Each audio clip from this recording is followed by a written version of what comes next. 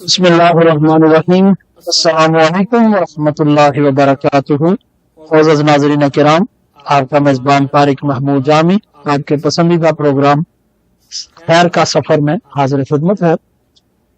ناظرین کرام، اللہ کریم نے انسان کو تخلیق فرمایا ہے، تو جب یہ دنیا میں آتا ہے تو اس کو مختلف قسم کے حالات اور معاملات کا سامنا کرنا پڑتا ہے۔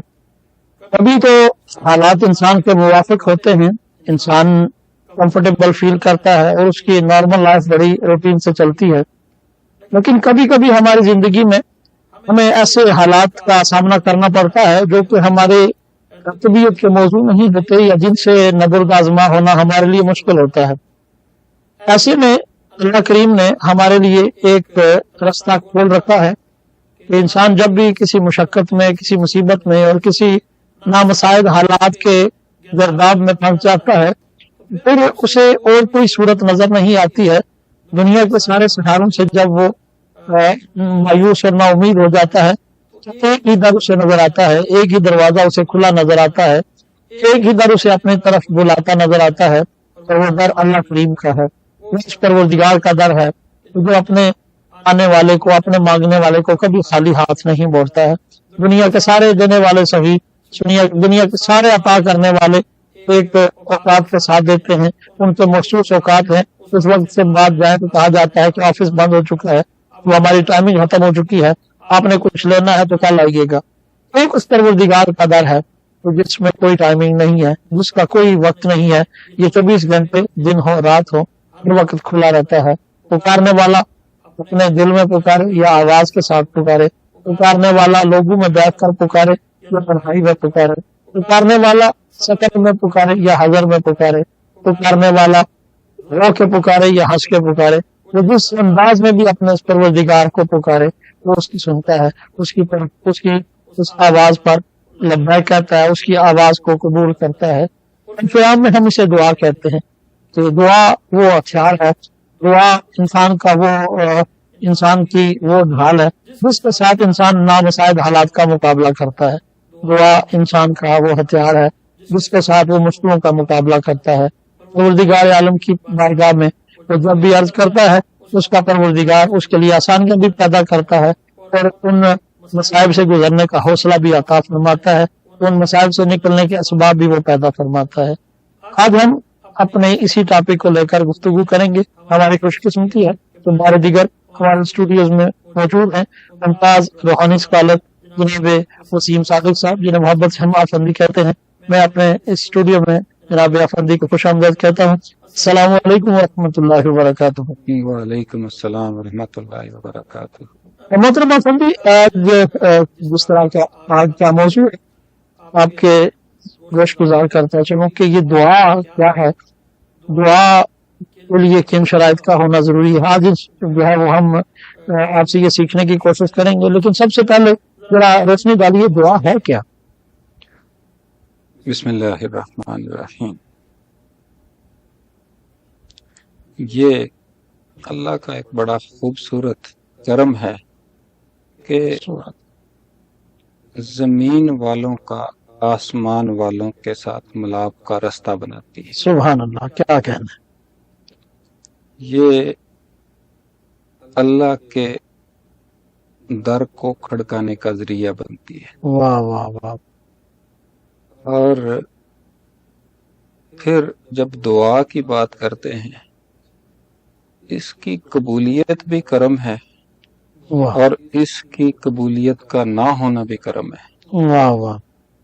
اور یہ رب کا ایک حکم ربی ہے، اور جب حکم ہوتا ہے تو حکم کا تو بجا لانا ہی بندگی ہے، اور جو اس حکم کو بجا لاتا ہے اس کو وہ دینے والا دے، دینے والا نہ دے۔ لیکن جب انسان کو یہ سمجھ آتا ہے کہ دینے والا دے تب بھی کرم ہے، دینے والا نہ دے تب بھی کرم ہے، اس کی سمجھ اگر انسان دیکھتا ہے کہ ہر دعا اگر قبول ہونا شروع ہو جائے، جی اللہ کہتا ہے کہ میں کبھی بوڑھا ہی نہ ہوں، جی اللہ کہتا ہے کہ میرے پاس ہمیشہ پیسے رہیں، بے شک، بندہ کہتا ہے یار فلاں بندہ میرے ساتھ زیادتی کرتا ہے، اس کے ساتھ فلاں ہو جائے۔ اگر دعاؤں کی قبولیت کا یہ لیول آ جائے کہ ہر انسان کی دعا قبول ہونی شروع ہو جائے تو یہ کائنات شاید بیلنس چل ہی نہ سکے۔ ٹھیک، رب کا بڑا کرم ہوتا ہے دعا کے ساتھ۔ محترم افندی، ذرا ہمارے ویورز کو بتائیے گا کہ یہ جو دعا ہے اس میں ہم اکثر لوگوں کو دیکھتے ہیں کہ وہ مخصوص اوقات کی بات کرتے ہیں کہ کچھ مخصوص اوقات میں دعا مانگی جائے تو زیادہ معتبر ہوتی ہے، اور کچھ لوگ کہتے ہیں جی سارے وقت اللہ کے ہوتے ہیں، جب چاہیں دعا کریں۔ تو اوقات کا یعنی وقت کے مختلف جو اوقات ہیں جن میں دعا مانگی جاتی ہے، تو کیا وقت کے مختلف ہونے سے دعاؤں کی قبولیت میں کوئی فرق آتا ہے یا نہیں؟ ذرا روشنی ڈالیے گا۔ اللہ اکبر، اللہ اکبر۔ اصل میں نا انسان اللہ نے جس انداز میں بنایا ہے اس کی ہمیشہ کنٹینیوٹی نہیں رہ سکتی۔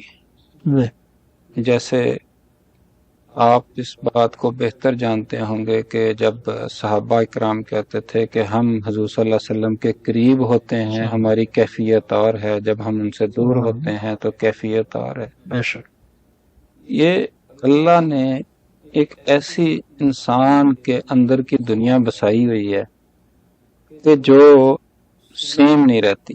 ٹھیک، اب اللہ نے ہر چیز اس کائنات کی جس کو پروان چڑھنا ہے اس نے ڈاؤن بھی ہونا ہے، کوئی بھی ایسی چیز ہے ہی نہیں جس کی بقا ہے سوائے اللہ کی ذات کے۔ بے شک اب اگر ہم دیکھتے ہیں کسی بھی چیز کو، وہ پیدا ہوتی ہے، پروان چڑھتی ہے، جوان ہوتی ہے، بوڑھی ہوتی ہے، ختم ہو جاتی ہے۔ ایسے ہی اللہ نے وقت کے اندر بھی ایک ایسی خوبصورتی رکھی ہے کہ وقت کبھی اللہ کے لیے، کبھی انسان کو وقت دیا جاتا ہے کہ تو اپنے کاموں کے لیے وقت نکال، کبھی اللہ کہتا ہے کہ تم میرے لیے مخصوص کر، کبھی اللہ کہتا ہے کہ تو سارے کام چھوڑ کے میرے پاس آ اور میرے حکم کو بجا لا۔ پھر جب ہم ان چیزوں پہ غور کرتے ہیں تو پتہ چلتا ہے کہ اللہ نے وقت کے اندر بڑی حکمت رکھی ہے کہ جیسے تہجد کا وقت ہے، اب تہجد کے وقت میں رب نے ایک تو کرم رکھ دیا، ایک مصلحت رکھ دی، اور دوسرا اس وقت کے اندر رب نے ایک ایسا کمال رکھ دیا کہ کوئی بھی اس وقت میں جب اٹھتا ہے اور اللہ کے حضور سجدہ کرتا ہے تو رب کا ایسا ماحول اس میں ہوتا ہے کہ اس کا کنیکشن، اور وہ اگر دن میں نماز پڑھ رہا ہے اور جو تہجد میں نماز پڑھ رہا ہے، نماز بھی وہی ہوتی ہے، کھڑے ہونا بھی وہی ہوتا ہے، قیام بھی وہی ہوتا ہے، اس کا ایک عجیب سی لذت، یہ لذت ہے کیا یا یہ کیسے ملتی ہے، یہ قرآن اور حدیث کیسے بتاتا ہے، یہ آپ بہتر جانتے ہیں۔ بلا شبہ جو افندی فرما رہے تھے اوقات کے معاملہ میں، اللہ کریم نے خود بھی قرآن حکیم میں فرمایا ان ناشیۃ اللیل ہی اشد وطئا واقوم قیلا، بے شک جو اس وقت تہجد کے وقت بات کی جاتی ہے وہ بڑی مضبوط بات ہے۔ بلا شبہ اوقات سارے اللہ کے ہیں، لیکن جس طرح اللہ کریم نے انسانوں کو بنایا تو انسان، لیکن ان کے رتبے الگ رکھے ہیں، نبیوں رسولوں کو بنایا تو رسول، لیکن ہر ایک کی فضیلت الگ رکھی ہے۔ اسی طرح اوقات میں بھی کچھ اوقات ایسے ہیں جن کو اللہ نے فوقیت دی ہے، جس طرح کہ رسول خدا صلی اللہ علیہ وسلم نے فرمایا فرض نمازوں کے بعد جو دعا مانگی جائے وہ قبول ہوتی ہے، اسی طرح تہجد کے وقت جو دعا مانگی جائے وہ قبول ہوتی ہے، جب اللہ کے خوف سے آنسو بہ نکلیں اس وقت جو دعا کی جاتی ہے وہ قبول ہوتی ہے۔ اوقات کا جو ہے وہ بڑا رحمت ہے، ایسے اوقات جن پر اللہ کے فضل ہوتے ہیں، جس طرح کہ حج کے بارے میں فرمایا گیا کہ جو اس وقت جو حج کی جو پروگرام تشریق کے دن ہے ان میں جو دعا مانگی جاتی ہے وہ قبول ہوتی ہے، اسی طرح مسئلہ ذی الحج کی جو پہلی 10 راتیں ہیں ان میں جو دعا مانگی جاتی ہے، تو یہ اوقات کا بڑا جو ہے وہ اس میں تعلق ہے۔ اسی طرح شاید کچھ لوگ جو ہیں ہم دیکھتے ہیں کہ وہ دعا کے بارے میں وہ کہتے ہیں کہ دعا ڈائریکٹ مانگنی چاہیے، اس میں کوئی واسطہ یا کسی حوالہ سے جو ہے اللہ کی بارگاہ میں جو ہے وہ کسی عمل کو آپ پیش نہیں کر سکتے، جس طرح کے کچھ لوگ ہیں وہ اعمال پیش کرتے ہیں۔ مثال کے طور پر معاشرے میں کہ 11ویں شریف ہوتی ہے، 11ویں شریف کیا ہوتی ہے؟ اس میں قرآن حکیم پڑھا جاتا ہے، اس میں اذکار اللہ کے ذکر کیا جاتا ہے، پھر اپنے اس نیک عمل کو اللہ کی بارگاہ میں پیش کیا جاتا ہے. تو کیا مال کا بھی کوئی نیک اعمال کا بھی اس میں کوئی رد عمل دخل ہے کہ اعمال کی بھی دعا کی قبولیت میں کچھ اس سے مدد ملتی ہے یا نہیں؟ ذرا روشنی فرمائیے گا ہمارے دیکھنے والوں کے لیے. جی جامی بھائی، اگر اجازت دیں تو میں جو پہلی بات وقت کی ہے تھوڑا سا اور ایکسپلین کروں. ضرور بولتے.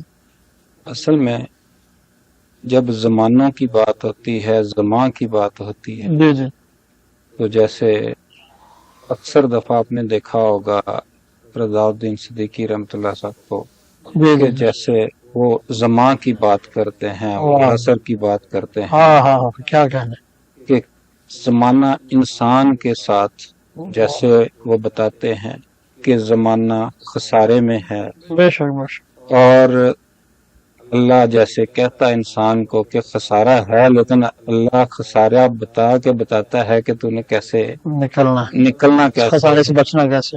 اب اس زمانے کو جو زمانہ خسارے والا ہے اس سے آگے کیسے نکلنا ہے. ٹھیک. ایسے ہی جب ہم زمانے کی بات کرتے ہیں تو پھر زمانہ ماضی، حال اور مستقبل کی باتیں کرتا ہے.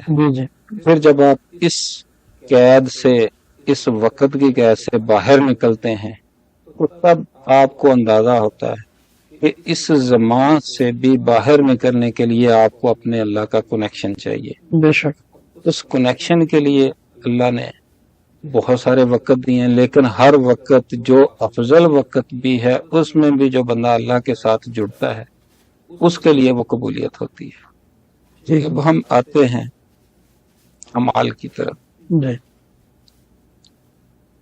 اگر ایک بندہ، کیونکہ اللہ نے جتنا بھی نظام بنایا یہ نیچر پہ کھڑا ہے، اسباب پہ کھڑا ہے. اگر آپ کے پاس کوئی ملازم آتا ہے، امپلائی آتا ہے، وہ آ کے کہتا ہے کہ مجھے میرا حق دے دو یا میں نے کچھ کیا ہے مجھے وہ دے دو، آپ کہتے ہیں بھائی آپ نے محنت کیا کی ہے. تو جب انسان کو محنت کے بغیر نہیں دیتا، اس کو جسٹیفائی نہیں کر سکتا، تو ہم کہتے ہیں کہ جب ہم نے اللہ سے مانگنا ہوتا ہے تو ہمیں محنت کی ضرورت ہے، ہمیں اس کی بندگی کی ضرورت ہے، ہمیں اس کی عبادت کی ضرورت ہے، یا ہمیں کسی ایسے عمل کی ضرورت ہے جس عمل کو رب نے پسند کیا ہو. جب اس عمل کو پسند کی نظر سے ہم دیکھتے ہیں کہ یہ ہم کوشش کی ہے، ہم اللہ کے بندے کی ہیلپ کی ہے، یا ہم نے کوئی ایسا کام کیا ہے، اس کے بعد ہم دعا کرتے ہیں. اور بہت سارے لوگ ایسا بھی کرتے ہیں تو وہ جب دعا مانگنی ہوتی ہے وہ کہتے ہیں یا ہم ڈائریکٹ دعا مانگے تو اچھا نہیں ہے، اس سے بہتر ہے کہ ہم بیٹھ کے ذرا درود کی تسبیح کر لیں، اور اس تسبیح کے بعد ہم اللہ کے حضور دعا کرتے ہیں کہ جس سے ہماری محنت بھی ہو جائے گی، ہمارا ایک ایسا عمل بھی آ جائے گا، اور ہم اس کے محبوب کا نام بھی لیں گے، اور جب اس نام کے بعد ہم اللہ کے حضور دعا کریں گے تو وہ اس کے پاس پسندیدہ عمل ہم ساتھ لے کے جائیں گے. اس پسندیدہ عمل کے بعد جب ہم دعا کریں گے تو اس کی قبولیت زیادہ ہوگی. اور اگر ہمارے پاس کوئی انسان بھی آتا ہے، کوئی ایسے عمل کرتا ہے جس سے ہم خوش ہو جائیں، ہم ہو سکتا ہے اس کو انسان ہوتے ہوئے بھی اتنا اس کا اجر بنتا ہے، اس سے زیادہ ٹپ اور یا کچھ نہ کچھ دیتے ہیں. اللہ تو غفور الرحیم ہے.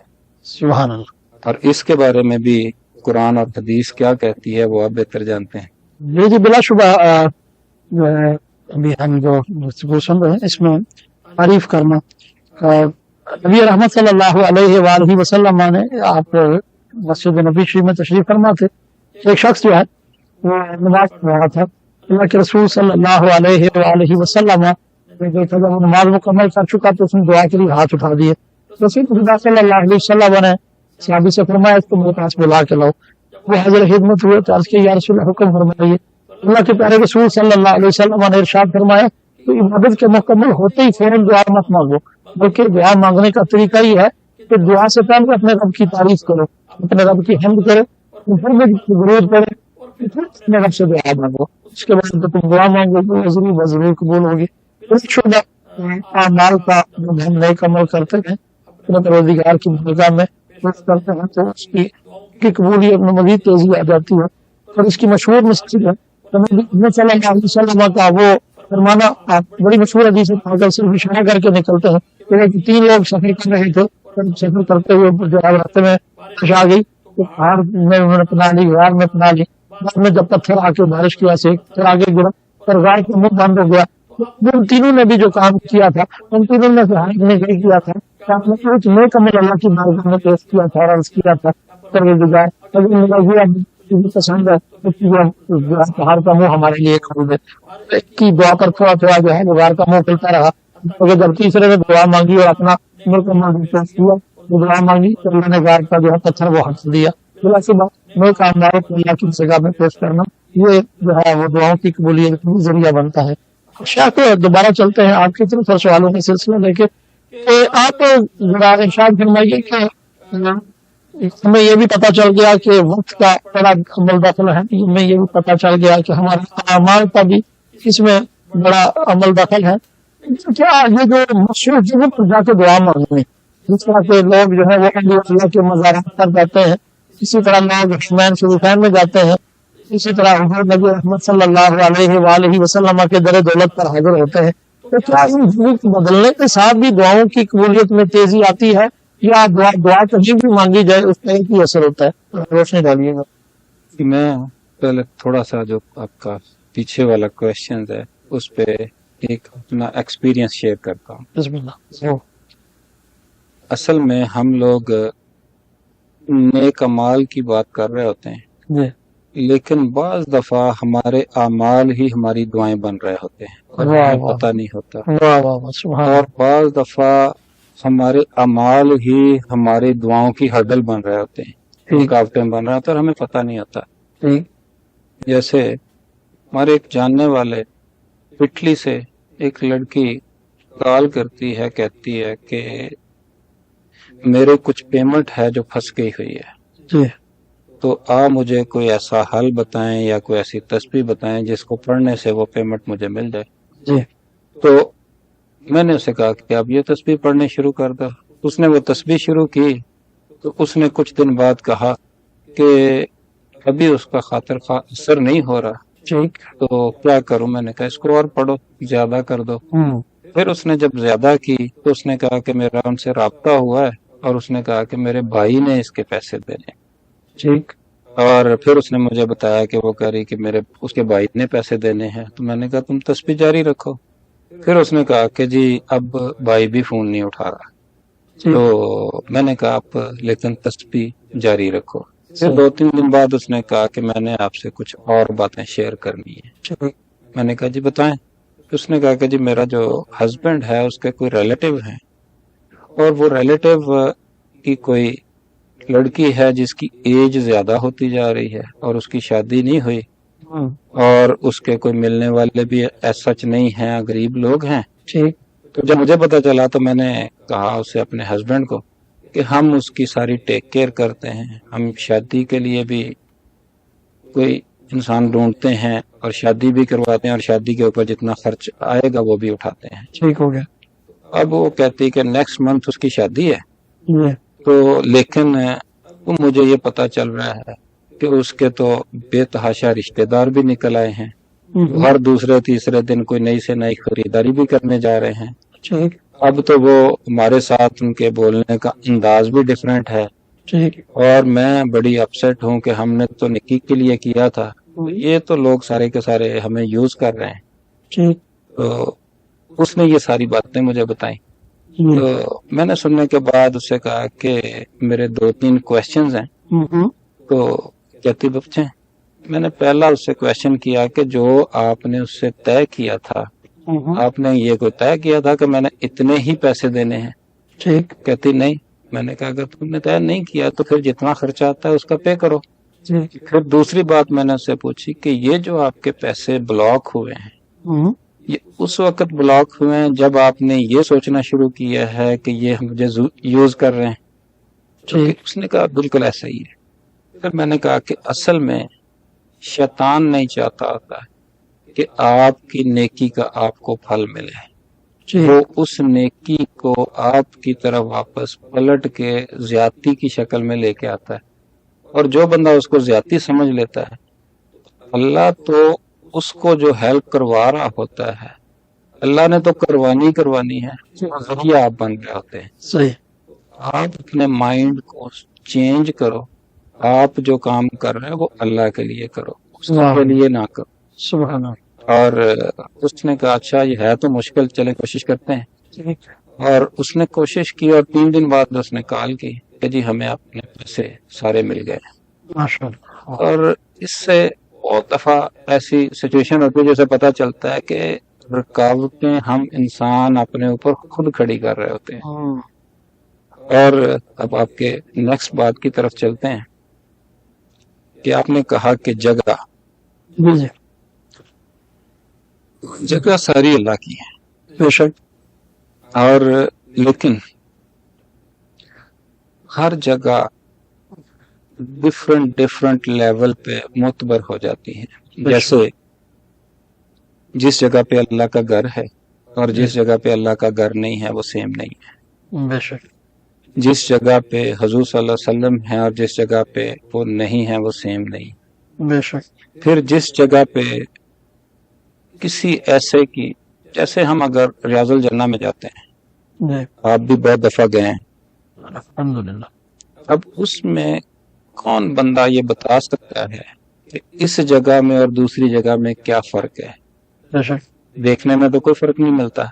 जी अब ऐसे ही लेकिन जब हमें ये पता चलता है ये जो जगह है हुजूर सल्लल्लाहु अलैहि वसल्लम के बताने से कि ये जगह जन्नत का टुकड़ा है, तो हम उस टुकड़े की बेस पे फील करते हैं कि ये जगह वाकई जन्नत का टुकड़ा है। जी फिर जब हम किसी भी औलिया अल्लाह को देखते हैं, जी अब आप क्योंकि इस फील्ड में रहे हैं, आपने औलिया अल्लाह का पढ़ा हुआ है, आप देखते हैं कि जितने भी औलिया अल्लाह उन्होंने तो हुजूर सल्लल्लाहु अलैहि वसल्लम का जो काम है उसी को कंटिन्यू किया। बेशक। उन्होंने कुरान पढ़ाया, उन्होंने हदीस पढ़ाई, उन्होंने विर्द करवाए और उन्होंने तो सारा ये तबलीग वाला काम किया। बेशक। और जैसे हुजूर सल्लल्लाहु अलैहि वसल्लम के वक्त में हुजूर सल्लल्लाहु अलैहि वसल्लम की इत्बा में इंसान भी थे और जिन्नात भी थे। बेशक। ऐसे ही जब वली अल्लाह और ये लोग काम करते हैं तो उनके अंडर इंसान भी पढ़ रहे होते हैं और जिन्नात भी पढ़ रहे होते हैं। वाह। इंसानों की जिंदगी आजकल के दौर में 100+ नहीं जाती, लेकिन जो जिन्नात की लाइफ है, मुझे मतलब एग्जैक्ट तो नहीं पता, लेकिन कहा जाता है कि अभी भी कुछ जिन ऐसे हैं जो सहाबा हैं, बेशक। जिनकी एज 1400 साल से भी ज्यादा है। जी अब जब हम देखते हैं कि जिस जगह पे औलिया अल्लाह की कब्र है, जी अब वो जगह, पहली बात तो हुजूर सल्लल्लाहु अलैहि वसल्लम ने कही कि जो भी बंदा जन्नती है उसकी कब्र को जन्नत के बागों का एक बाग बना दिया जाता है। वाह वाह। बेशक बेशक। अब एक इंसान वली अल्लाह की कब्र पे जाता है, इसलिए जाता है कि वो जन्नत के बाग का दीदार करने जा रहा है। जी और जो बंदा जन्नत के बाग का दीदार करना जाएगा वो क्या है? जी और फिर दूसरी बात, जो भी बंदा जब वहां पे जाता है, बहुत सारे जैसे आपने पाकिस्तान में देखे होंगे, वहां पे कुछ इंसान बैठे होते हैं जो हर वक्त कुरान पढ़ रहे होते हैं, वो जो हमें नजर आते हैं। बहुत सारी ऐसी मखलूक है जो वहां पे जिनकी ड्यूटियां हैं, जो विर्द कर रहे हैं, जो कुरान पढ़ रहे हैं, बेशक। और वो गैबी मखलूक है, जिन्नात हैं या डिफरेंट चीजें हैं। ठीक। अब जब कोई इंसान वहां पे जाता है तो जैसे इंसानों के अंदर जिन्नाती इंसानी वसवसे होते हैं, नजर बद होती है या कुछ बाहर के असरात होते हैं, जब हम ऐसी जगहों पे जाते हैं, क्योंकि वो जगह एक ऐसा दायरा बनी होती है जिसमें ऐसी मखलूक बैठी इबादत कर रही होती, तो वो जब हम वहां पे जाते हैं तो ऑटोमेटिकली शैतानी चीजों को वहां पे रोक लिया जाता है। ठीक। और ये वो ऐसे अमल हैं जिससे हमें पता नहीं चलता, लेकिन हम वहां पे जाके सुकून फील करते हैं, फिर वापस आते हैं, सुकून फील करते हैं, फिर हम देखते हैं कि हम जो खा रहे हैं, जो पी रहे हैं, पहले उस पर असर नहीं कर रहा था, वो असर करना शुरू हो जाता है। ठीक। ऐसे ही स्टेप बाय स्टेप फिर जब हम वहां पे जाते हैं, एक बंदा ہم اس نیت سے جاتے ہیں کہ یہ بندہ جنتی ہے. اب جو آلریڈی جنتی ہے اس کے اوپر جا کے آپ سورہ یاسین، سورہ رحمان، قل هو اللہ احد یا کوئی بھی سورت پڑھ کے اس کو اصال ثواب کرتے ہو. ٹھیک اب اللہ کا ایک نظام ہے ٹھیک کہ جب آپ کسی کو کچھ دیتے ہیں اللہ اس کا آپ کو ریٹرن گفٹ دیتا ہے. ٹھیک. اب اگر آپ نے بادشاہ کو کچھ گفٹ دیا تو بادشاہ نے تو اپنے لیول سے واپس دینا ہے نا. واہ بے شک. تو جب ہم وہاں پہ جا کے کسی کو قرآن کا ہدیہ کرتے ہیں، قرآن وہاں پہ پڑھتے ہیں، جی پھر اللہ اپنی شان کے ساتھ اس جی. کی وہ بلائی کرتا ہے جو وہ چاہتا ہے، یا اس کو وہ مل جاتا ہے جو اس کے لیول میں نہیں ہوتا، لیکن اللہ اپنے کرم سے اس سے بھی بڑا عطا کرتا ہے. سبحان اللہ، کیا کہنا. اب یہ جانے والے کا مائنڈ ہے کہ وہ وہاں پہ یہ سوچ کے جاتا ہے کہ یہ پتہ نہیں شرک ہے. جی. تو جو شرک سوچ کے جائے گا اس کے لیے شرک ہے، جو محبت سوچ کے جائے گا اس کے لیے محبت ہے. واہ واہ سبحان اللہ. ابھی جو آپ چندی فرما رہے تھے اس میں کہ جو قبر ہوتی ہے یہ جنت کے باغوں میں سے باغ ہوتی ہے. یہ حدیث پاک اللہ کے رسول صلی اللہ علیہ وسلم نے ارشاد فرمایا القبر روضۃ من ریاض الجنہ اور حفرۃ من حفر النیران. تو جو قبر ہوتی ہے یہ یا تو جنت کے باغوں میں سے باغ ہوتی ہے یا گڑھوں میں سے گڑھ ہوتی ہے. مومن کی قبر جنت کے باغوں میں سے باغ ہوتی ہے اور کافر کی قبر جو ہے یہ جہنم کے گڑھوں میں سے ایک گڑھا ہوتی ہے. لہٰذا جو مومن کی قبر پر جاتا ہے تو ایسی ہے جو جنت کے باغوں میں سے ایک باغ کے پاس جا رہا ہے. تھوڑا سان کرتے ہیں میرے نفا صاحب رحمۃ اللہ علیہ کے حضرت طیبہ کا ایک واقعہ ہے کہ وہ سمجھ لیں تو بات ہمارے لیے سمجھنا بڑی آسان ہو جائے گی. میرے نفا صاحب رحمۃ اللہ تعالیٰ نے کسی کو بیان کرنے کے لیے گرمیوں کے دن تھے آج کے لیے جو ہے وہ شامیانہ لگایا اور شامیانہ آدمی کے کتنا تھا کہ جو اسٹیج پر بیٹھے ہوئے لوگوں کے لیے تھا اور جتنے لوگ تھے یہ گروپ میں بیٹھے ہوئے تھے. شخص کھڑا ہوا اور اس نے کہا جب ولیوں کے قبروں پر جا کر ان کے مزاروں پر یا ولیوں کے پاس جا کر اس کی کیا ضرورت ہے. میرے صاحب رحمۃ اللہ علیہ نے فرمایا میرے بیٹے کو تمہیں گرمی لگ رہی ہے اس لیے تمہاری باتوں میں ذرا تلخی آ گئی ہے تم اس طرح میرے پاس آ جاؤ. تم یہاں میرے پاس اس فرش جو ہے شامیانہ اس کے نیچے آ گئے. تو جب وہ شامیانے کے نیچے آئے تو آپ نے کہا اسے پانی پلاؤ تو اس نے پانی بھی پیا. دیکھو جب تم وہاں کھڑے تھے تو تمہیں گرمی لگ رہی تھی اس وقت بھی بالکل لگ رہی تھی تو میرے پاس آ گئے تو آپ کیا فکر کرتے اس نے بہت اچھا فکر سائے میں ہو بڑے اسکول میں. میں اچھا تمہیں یہاں تمہیں پانی بھی مل گیا وہاں پر پانی مل رہا تھا. اس نے کہا جی نہیں کیا یہ خیمت تمہارے لیے لگے نہیں لگے تمہارے لیے لائے تھے نہیں پھر جی آپ کے لیے لائے تھے. تو آپ نے دیکھو یہ خیمہ میرے لیے لگایا گیا پانی میرے لیے رکھا گیا لیکن تم صرف وہاں سے چل کے آئے تمہیں بھی دے دیا سارا تمہیں بھی دے دیا پانی تمہیں بھی مل گیا. اس کا جو شخص اللہ کے پاس جاتا ہے گلیوں کے پاس جاتا ہے اللہ کی جو ہڈی کے برکت نازل ہو رہی ہوتی ہے وہاں سے محروم نہیں رکھا جاتا محمد مسئلہ سے بھی حصہ دیا جاتا ہے.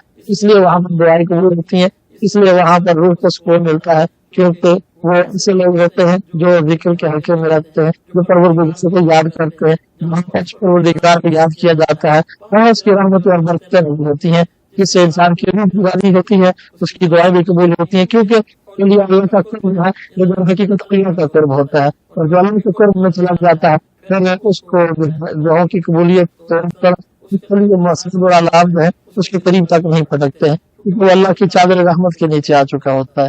اس لیے یہ جو ہے کسی شخص کا کسی جگہ پر جانا اس میں بڑی اہمیت رکھتا ہے. میں ایک کوشچن کرنا چاہوں گا یہ جو اکثر ہمارے لوگوں میں ہوتا ہے ایک دعاؤں کی قبولیت تو کیا دعائیں جو ہے وہ یہ کیسے پتہ چلتا ہے کہ قبول ہوتی ہیں اور کیا یہ جو ہے جو لوگ گلا کرتے ہیں جی میری دعائیں قبول ہی نہیں ہوتی ہیں اور پھر کہا جاتا ہے جناب کسی ایسی کو اگر کہیں میری دعا جی میں تو گناہگار ہوں آپ میرے لیے دعا کریں تو کیا گناہوں کی قبولیت کے لیے جو ہے وہ پروردگار نے کوئی شرط رکھی ہے یا اس میں ہمیں یہ بھی بتائیں کہ جو ہے یہ دعاؤں کی قبولیت کیسے پتہ چلے کہ قبولیت ہو رہی ہے اور نہیں ہو رہی. اللہ اکبر یہ تو علمی کوشچن ہے اس کا آنسر تو آپ خود ہی دیں گے. میں اپنا ایک ایکسپیرینس بتاتا ہوں. ٹھیک ہو گیا.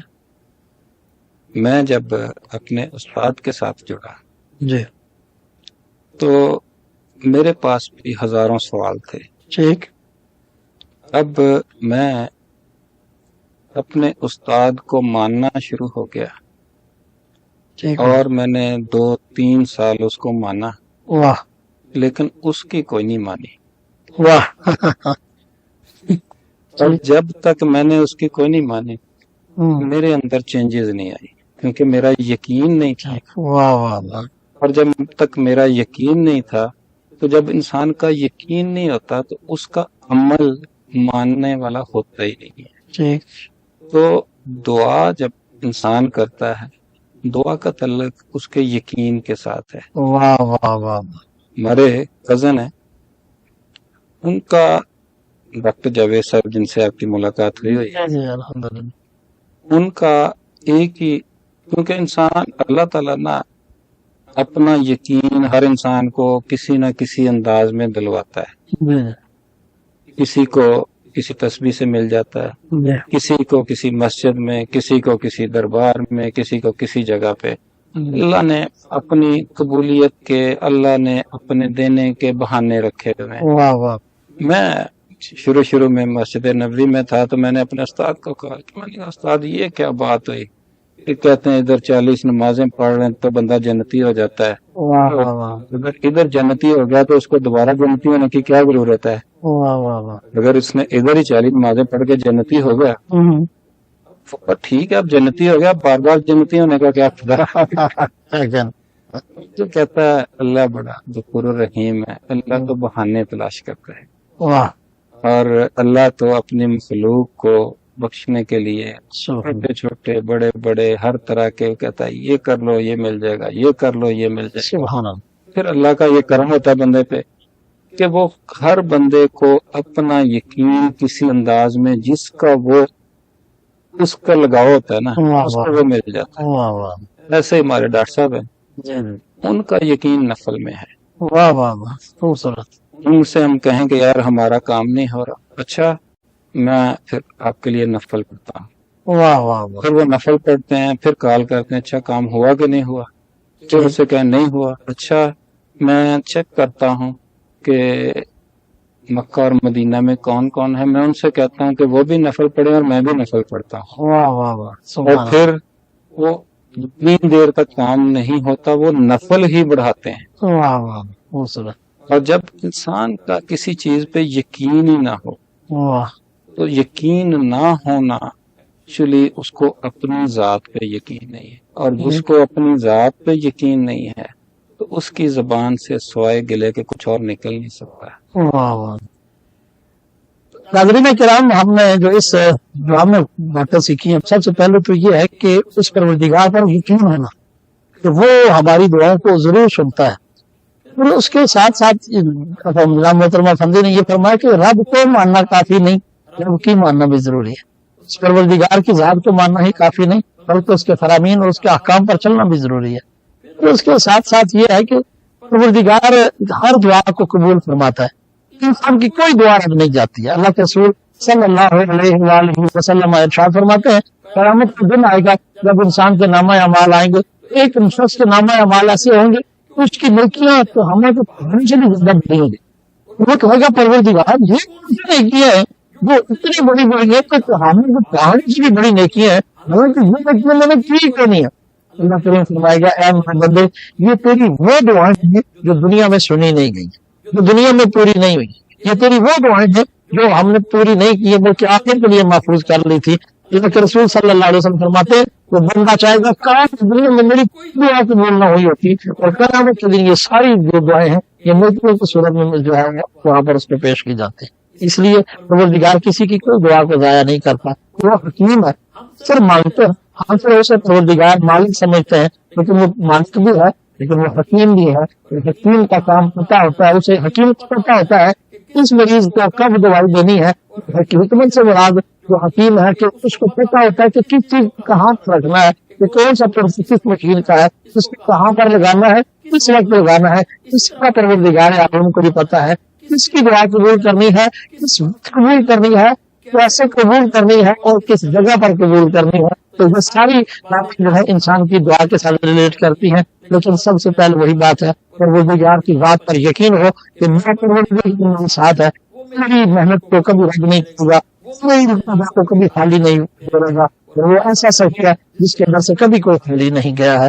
اللہ کریم ہمیں اپنی رات کا مکمل یقین عطا فرمائے، اور ہم بھی ہم سننے کے لیے بیٹھے ہمارا ہمیشہ کے سامنے جھکے، وہ ہمیں لوگوں کے سامنے ہاتھ چلانے سے محفوظ فرمائے، ہمیں اپنا حبیب کریم صلی اللہ علیہ وسلم کا محتاج فرمائے۔ اللہ کریم ہماری جتنی پریشانیاں مشکلات ہیں ان کو دور فرمائے، ایسے لوگ جو اس امت کو سیدھے راستے پر رکھتے ہیں ان کی رہنمائی کرتے ہیں، اللہ سے اس کو ہمیشہ اس امت کو نواگے رکھے تاکہ اس امت کے معاملات جو ہیں ان کے حل کرنے میں یہ لوگ جو ہے معاون ثابت ہوتے رہیں۔ ہمارے پروگرام کا وقت ختم ہوا چاہتا ہے، انشاءاللہ العزیز ایک نئی ایپیسوڈ کے ساتھ سچ کے سفر میں ہم دوبارہ واپس آئیں گے۔ سچ کے سفر میں ہمارے ساتھ جڑے رہیے، خیر کا یہ جو سفر ہے اس خیر کے سفر میں آپ ہمارے ساتھ رہیں گے تو انشاءاللہ اللہ کریم ہمیں خیر پر رکھے گا، خیر والوں کے ساتھ رکھے گا، خیر پر ہی ہمارا خاتمہ فرمائے گا۔